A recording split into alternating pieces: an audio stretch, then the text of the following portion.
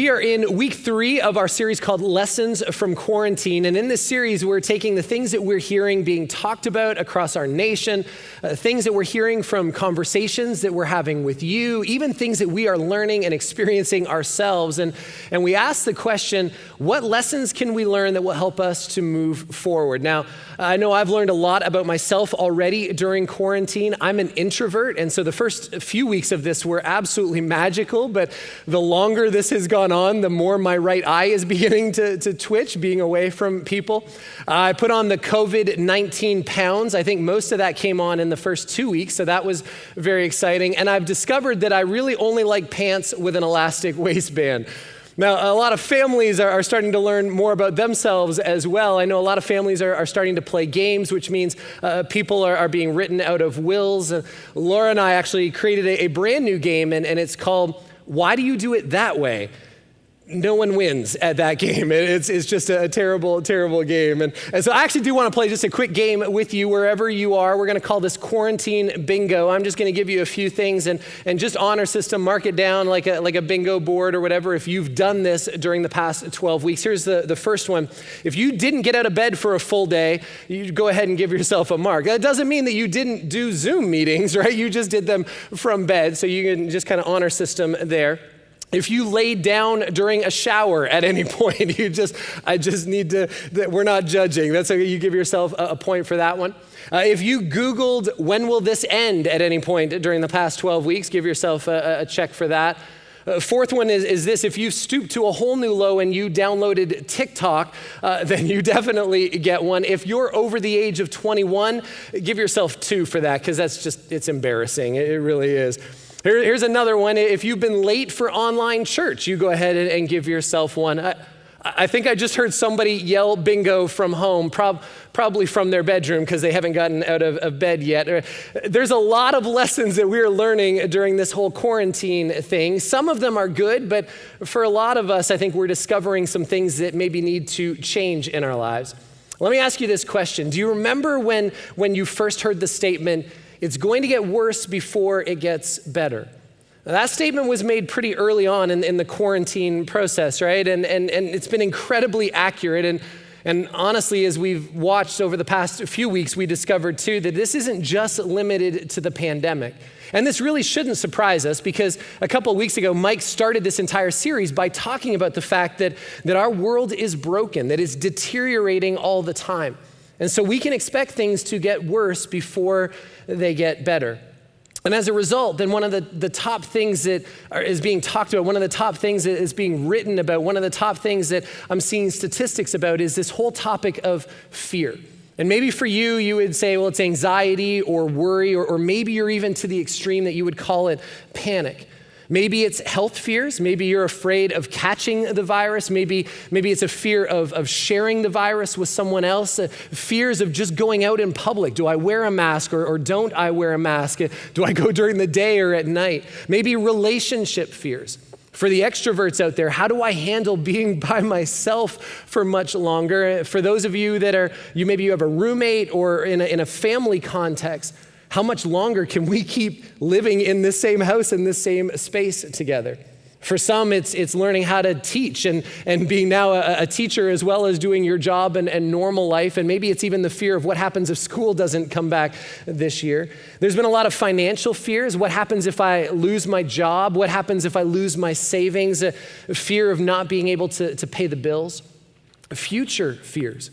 I know this week there are a lot of high school students that are doing modified graduations. There's college students that are wondering what's going to happen to next year with lost college years, weddings that have been postponed or delayed or radically changed during this quarantine time period. Even toilet paper fears, right? There's been all kinds of different fears that we've been dealing with.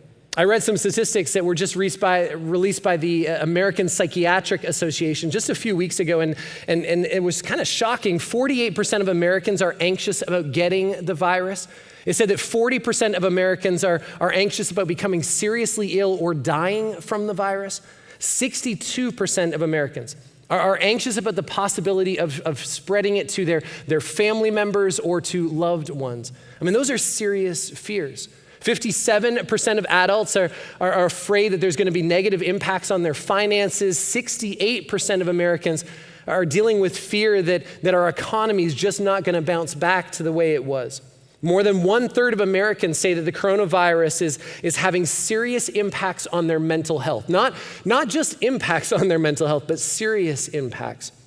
And 59% have said that it has had a serious impact on their day-to-day living. In fact, this was the quote that they released. It said, "The stress and anxiety caused by the pandemic can and is having an effect on people's physical and mental health." See, every day we get prayer requests here at the church, and I will keep these anonymous, but I just wanted to share just parts of a couple of them that just came in this week. One said, "I fear that I will not survive my current situation." Another person wrote in and said, I'm struggling with anxiety. I have anxiety and it consumes my mind and fills it with stress and worry. See, no matter how easy or how hard quarantine has been for you, we all deal with fears in our lives. Relationship fears, health fears, financial fears, future fears. The problem is that most of us, we just don't deal with those fears in the right way, or we don't deal with them in a healthy way. And the result is that fear begins to rob us of things. It robs us of our joy. It's really hard, if not impossible, to have joy when you're afraid. What happens is it shifts our focus. We start looking at the negative. We look at the troubles that we're having in our lives. We look at the hopeless side of things. It leads to discouragement and even depression. Fear clouds our judgment. It causes us to shift our focus maybe away from other people and more to ourselves. It causes us to make quick and careless decisions. I love the story of the guy that has a beware of dogs sign on his fence, and his neighbor one day looks over the fence and he sees that there's just this little foo-foo dog over on the other side, and he said, "Why do you have that sign? That dog's not going to hurt anyone." He said, "No, but the sign will scare some people."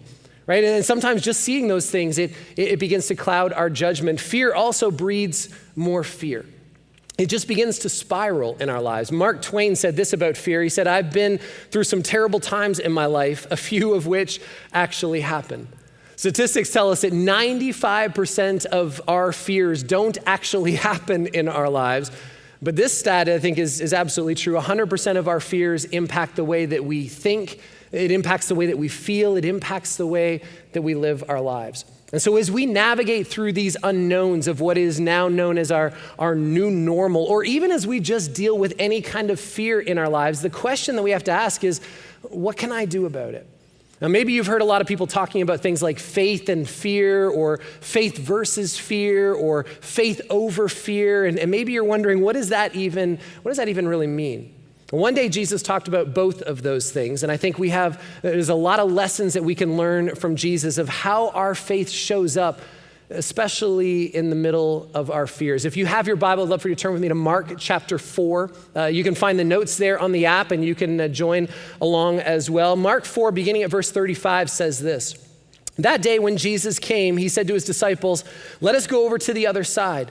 Leave the crowd behind.' And they took him along just as he was in the boat.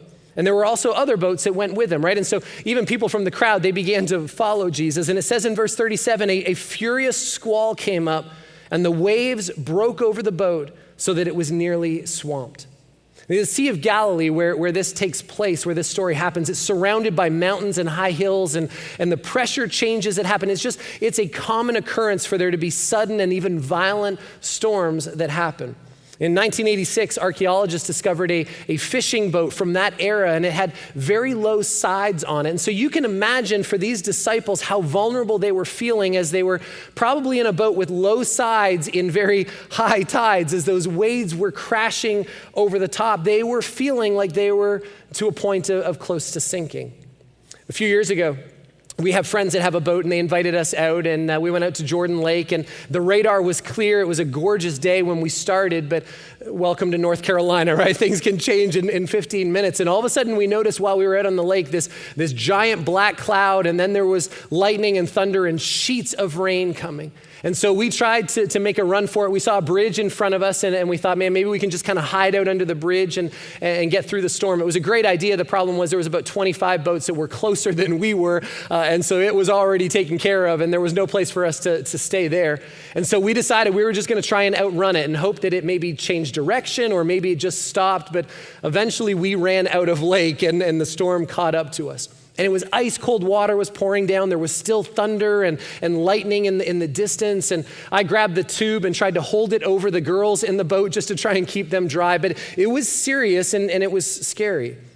Can you imagine being one of the disciples in this situation, right? It doesn't matter how fast they bailed water. It was never going to be fast enough. Most of them were experienced fishermen, and so they knew they couldn't swim against the wind, and they knew if they swam with it, they would just end up farther out to sea. Last week, Laura and I got a chance to go to the beach for a day, and the current was super strong. And so just a few minutes in the ocean, and you ended up like about half a mile down the beach. The disciples were stuck in a very serious storm. See, when storms blow into our lives suddenly, there's a set of questions that I think all of us go through, questions that are actually in this story. Here's the first one. It's, did God cause this? Now, Mark doesn't record this as a question, but you know the disciples had to be asking it, right? And how do I know that? Well, it's because it says that Jesus put them in that storm. See, it's been a long day of teaching. They were surrounded by crowds. You know there were some needy people there, and they were all exhausted. And it was Jesus' idea that said, hey, let's go and let's cross the sea.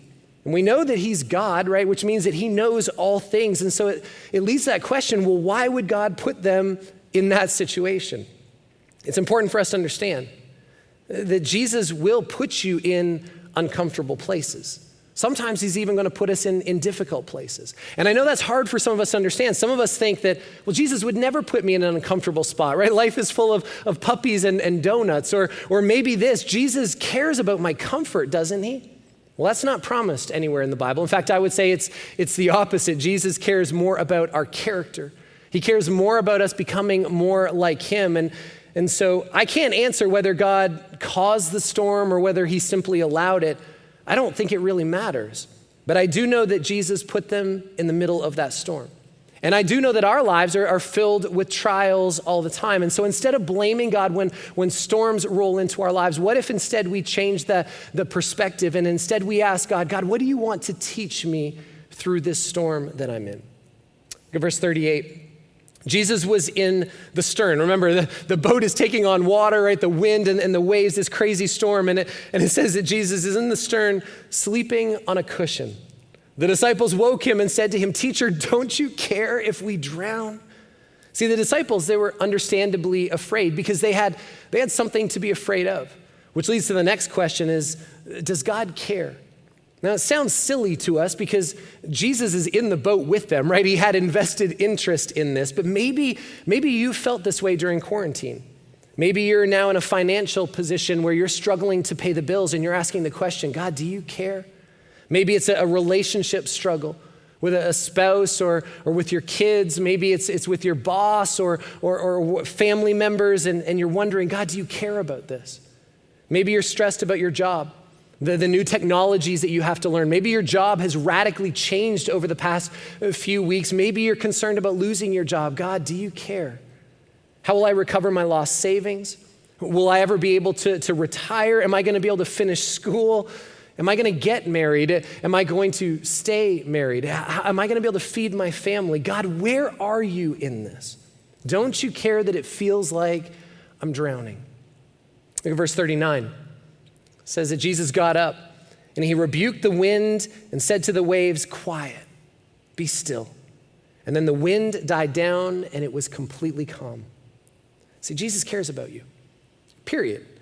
But especially when you're in the middle of a storm.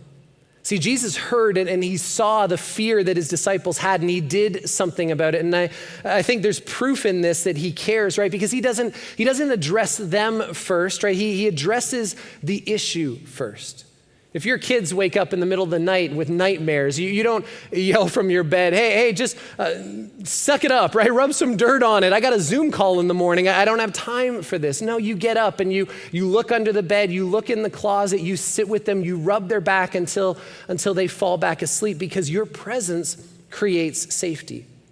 See, Jesus' presence was all the proof that they needed. Yeah, storms are stressful.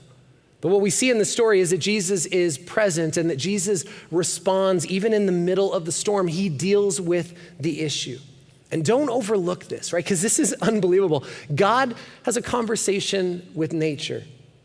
I don't know, maybe Jesus was grumpy when he woke up. I know when I was in high school and I would come home after practice and have a nap, eventually my parents just stopped waking me up because I was so grumpy. They're like, let him sleep through dinner, he'll figure it out. And maybe the disciples were in the same place. Maybe drowning is a better option than waking him up because Jesus is going to be so grumpy.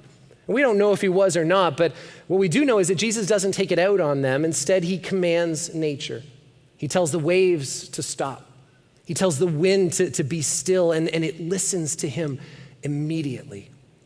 See, I've been watching the storm coverage over this last week, and meteorologists, right, if they get their job right half of the time, they're doing a great job.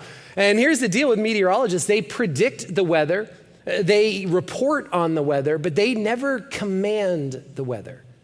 But Jesus did, and nature listened to him. See, here's the truth that comes from this. There is nothing that is too big for God to handle in your life. Verse 40, he said to the disciples, why are you so afraid? Do you still have no faith? See, now it's Jesus' turn to ask some of the questions. And the third question he asks is why are you so afraid? And Jesus uses this moment to teach about fear and to teach about faith. The question that Jesus asks is actually in the present tense. Is basically Jesus saying, why are you still afraid?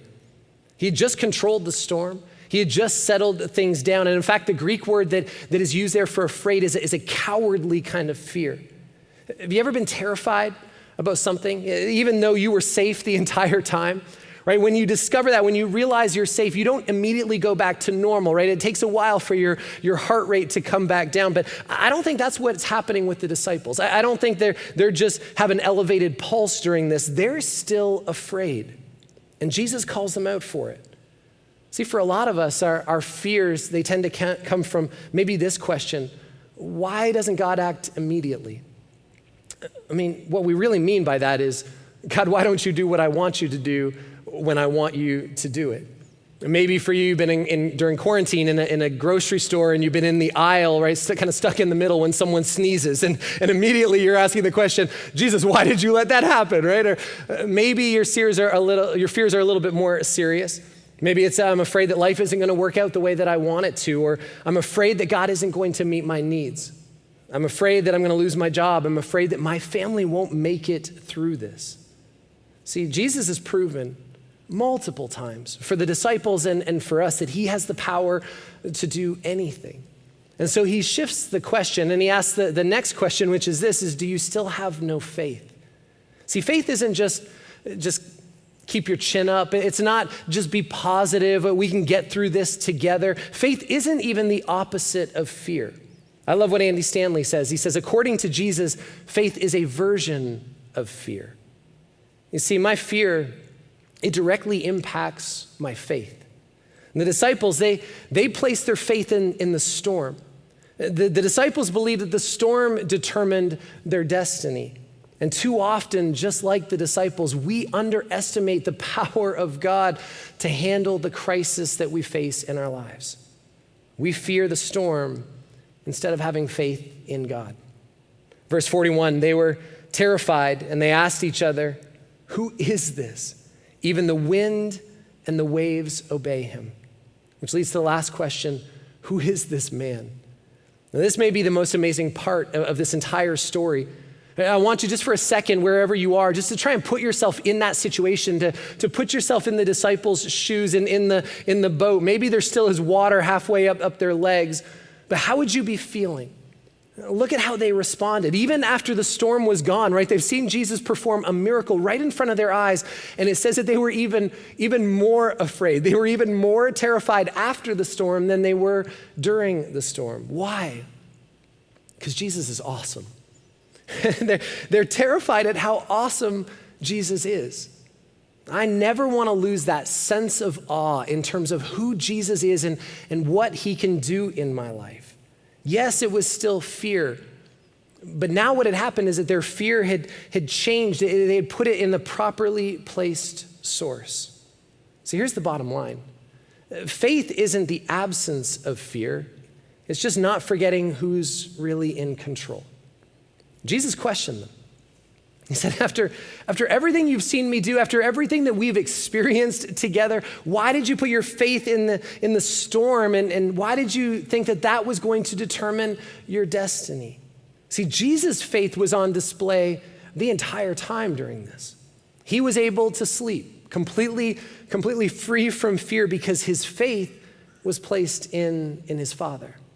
See, God's always bigger than my circumstances. He's always bigger than any storm I ever face. He's bigger than the virus that we're dealing with right now. And I can rest with him in charge. I love that question. Who is this man, right? That's a question we probably should ask ourselves every single day. Where does my destiny lie? Is it in a virus, in a global pandemic? Is it in the economy? Is it in the government?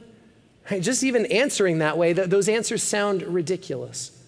Jesus never promised that we won't face storms. He didn't promise that we're not going to face fears in our lives, but he asked us this question: why are you trusting the storm instead of trusting in me? The way we deal with our fears is to turn in faith to the one who's greater than our circumstances, the one who loves us, the one who's in control of all things. And as a result, we can fall asleep every single night with our confidence placed in Jesus. And so how do we develop this kind of faith? What does this look like in our lives? Well, Hebrews chapter 11, it has a whole list of people from all throughout the Bible, all throughout human history that had the kind of faith that we're looking for, that we're wanting in our lives. Here's the good news, though. They were messed up. Every single one of them, when you read their stories, they were full of all kinds of dysfunction. But they're remembered not for their fears. They're not even remembered for their failures. They're remembered for their faith. And so the same can be true for you. The same can be true for me. Here's the first one. Faith is believing even when I don't see it. See, the disciples, they saw the storm. And it was real and it was scary. But what they didn't see was that God was right there in the boat with them the whole time. Hebrews 11 verse 1 says this: faith shows the reality of what we hope for. It is the evidence of things that we cannot see. Have you ever heard the statement, I'll believe it when I see it? Maybe you've even said that before. See, I think God says, no, that's actually not the way it works. You will see it when you believe it. That's how it works in my kingdom. You might not see the answer to your problem. You might not see the solution in your circumstance, but it's not clear for us, right? Right now, what's going to be open, what we're going to be able to do 6 weeks from now, 6 months from now. We don't even know what's going to happen 6 days from now. But we can have faith that God is in the middle of this storm, in the middle of this virus with us. Rick Warren used to say this: look at the problem and you'll be distressed. Look within and you'll be depressed. But look at Jesus and you'll find rest. See, faith is believing even when we don't see it. Faith is also obeying when I don't understand it. The disciples understood the wind. They understood the waves, the fear of nearly drowning. What they didn't understand is why it was happening. They didn't understand where God was in the middle of this. They didn't understand what it was that God was trying to teach them. What do you do when a storm blows in your life? When you can't understand where God is, when you don't know, why is this happening to me? Well, here's the answer: is you obey. You do what God has already told you to do. From reading his word, from what you hear on the weekend in messages, from what you discuss in your small groups together. Look at Hebrews 11 verse 7. It said this: it was by faith that Noah built a large boat to save his family from the flood. He obeyed God, who warned him about things that had never happened before. See, it had never rained before. Up until this point for Noah, the water had just kind of come up from the ground. And one day God shows up and he says, Noah, I want you to build a giant boat in a landlocked country for rain that you've never seen before. And I love Noah because Noah's like, okay, God, right? And he just obeys and he does it. You know his HOA fined him, right, for this monstrosity in the driveway.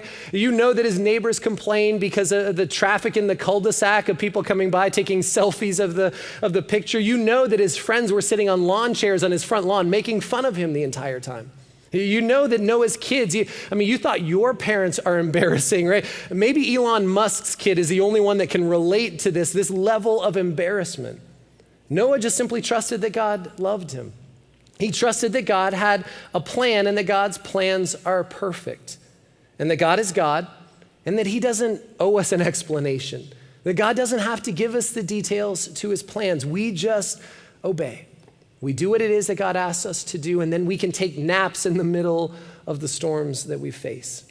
Next one is this: faith is persisting, even when I don't feel like it. It seems like the disciples did everything that they knew to do, and then as a last result, they turned and woke up God. I would encourage you to flip that order around. Hebrews 11:27 says this: it was by faith that Moses left the land of Egypt, not fearing the king's anger. He kept right on going because he kept his eyes on the one who is invisible. See, there were 10 different times for Moses, right, during the plagues where he kept going to Pharaoh and say, release my people, and Pharaoh kept saying, absolutely not. And this happened over and over and over again. And then I think if I was Moses, right, I would imagine that by attempt 5 or 6, I'd be like, God, I don't feel this anymore, right? Every time I go, even though you do something miraculous, it doesn't change Pharaoh's mind. See, I would encourage you that when a storm blows into your life, that your first step is to reach out to God immediately. And then you do everything that God asks you to do as he leads you through that, even if you don't feel like it. And maybe even more difficult, even when it doesn't feel good. See, faith just keeps going. Too often, most of us quit when it doesn't feel good, when it's not comfortable, when it's not going the way that we wanted it to go, or it's not going fast enough. Faith says, God, I trust you. Whether it feels good or not, God, you're good. And so I'm going to put my trust in you. Next one is this: faith is thanking God before I receive it. After Moses came Joshua, and Joshua in his story, it says that he was leading the nation of Israel into the promised land. And the first main obstacle that he ran into was the most fortified city in that land. But God had a plan for him. And he said, this is what I want you to do, Joshua. I want you to take the people, and I want you to, for 6 days, once a day, walk around the city. And on the 7th day, I want you to march 7 times around it, and then I want you to attack. No, that's not what he said. He said, I want you to march 7 times around it, and then lightning will strike. And no, he said, Joshua, he said, I want you to march around it 7 times, and then I want you to blow your trumpets. Imagine trying to get your army behind this plan in your first battle as their new leader. Hebrews 11:30 says this: it was by faith that the people of Israel marched around Jericho 7 days, and the walls came crashing down. See, when we thank God after he does something for us, that's called gratitude, and that's incredibly important. We need to do that. But when we thank God in advance, before he shows up, before we see the answer or the solution, that's faith. Faith involves believing that the answer is on its way, even if I don't see it, even if it's not in the timing that I want it to be in. Faith is trusting even when I don't get it. See, this one's probably the hardest one. Here's what we have to understand. God hears every one of our prayers, but God doesn't always answer the way that we want him to. Sometimes God answers yes, and we love it when God answers that way. Sometimes God answers no. And that one's not as easy for us to deal with in our lives. Sometimes God's answer is not yet. And waiting is incredibly hard, right? But we have to trust that his timing is better than our timing. Sometimes God says, you know what, there's a better way. And I want you to trust me. I want you to do things my way. So if God doesn't give you everything that you want when you want it, does it mean that he doesn't love you? Well, let me ask you this question. Do you give your kids everything that they want? The answer is no. This past week, Ty got his wisdom teeth out, and the dentist did an incredible job, and we brought him home, and it was that same day, that later that night, he for dinner, he said, I want nachos. And so we gave it to him. No, of course we didn't, right? He was still high, and so we just gave him Jell-O and told them that it was nachos, and he totally fell for it. But when you love your kids, you don't always give them the things that they want. See, we often read through the Bible and we think, why doesn't God answer us? Why doesn't God interact with me the same way that he did with Moses and Noah and Abraham and David? See, the problem is that most of us don't finish Hebrews chapter 11. It closes with a list of people who didn't get what they asked for. It says this in verse 38. They were too good for this world. wandering over deserts and mountains, hiding in caves and holes in the ground. All these people earned a good reputation because of their faith, yet none of them received all that God had promised. For God had something better in mind for us, so that they would not reach perfection without us. See, what would change? What would change in your life if you could believe that even if you don't get what you want here and now, that God has something better in mind for you? See, the Bible there's over 7,000 promises in the Bible. God will fulfill every single one of those promises, but he doesn't have to do it in this lifetime. He has all eternity to make those things happen. And so when we face fears, when we deal with those things in our lives, we have the option to turn to him and instead put our faith and trust in him than the storm or the virus or whatever it is that we face. Faith isn't the absence of fear. It's just not forgetting who's really in control. Will you bow with me as we pray? God, we love you. James, in the book of James in chapter 1, it says, when troubles of any kind come your way, consider it an opportunity for great joy. God, it's not because we love storms, that we love being in trouble, that we love the fear and the anxiety and the worry. But God, you wrote that because it gives us a chance to grow in our faith. It gives you a chance to show off how incredible you are. Father, I pray for people that are watching, that are listening today. And God, maybe they're just tired. They're tired of the constant battle of storms. They're tired of the troubles that they're dealing with in their lives, the fears that come as a result of that, because they're trying to do it by themselves. They're trying to do it their way. And they're trying their best. They're trying their hardest. But maybe there's someone watching today that just recognizes that I need a Savior. I need help because my way isn't working. And I want to live a different way. God, for those that are out there that are in that place, would you just help them to believe this today? That God, you love them. That God, you're in control of everything. You created us to be in a relationship with you. God, would you help us to admit that we have sin in our lives? God, that our pride, our selfishness, our desire to do things our way, it's separated us from you. It's broken our relationship with you. And that we aren't good enough to fix ourselves. And so God, we thank you for Jesus. We thank you that you sent your son and that through his forgiveness, or through his death and through his resurrection, that we have forgiveness, that we have freedom from our fears, freedom from our sin, that God, our faith can be established and rooted and solid on you because of the grace that you have offered to us, that we simply by faith, when we put our faith in you, that we know that our relationship with you is restored, that we know that we have hope, not just for eternity with you, but we have hope now that you are with us in the middle of every storm that we face. And Father, for anyone that just prayed that prayer, that just that believes that, God, I pray that you would just encourage them today. I pray that, God, you would give them the boldness to tell someone so that they can help them begin this new journey with you. God, for all of us, we know it's not that there's not lots of things in our world to be afraid of. God, our world is so broken. There are so many things that bring fears into our lives. God, but would you help us to not listen to the lies that our fears tell us? God, there are so many things that are outside of our control, but we don't have to live in fear. And so God, would you help us to choose to focus on you, to walk in faith that you're in control, that you care, that there is nothing that's impossible for you. And so God, fill us with your presence and your power so that we can walk in faith with you today. We love you, Jesus. It's in your name we pray. Amen.